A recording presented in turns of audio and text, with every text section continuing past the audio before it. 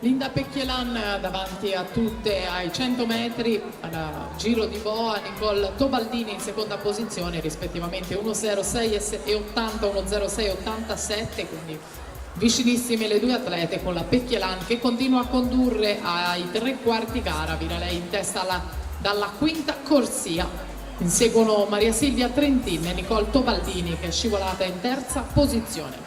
Per la quarta serie intanto Alessia Dei Rossi, centro nuoto Jesolo in 1, Maria Giulia Ruberti, Riviera in 2, Marusa Rampre, Slovenia in 3, Laura Pedrolli, nuotatori trentini in 4, in 5 Marta Burroni, SC Nuoto, in 6 Alessandra Bonetto, Piave Nuoto.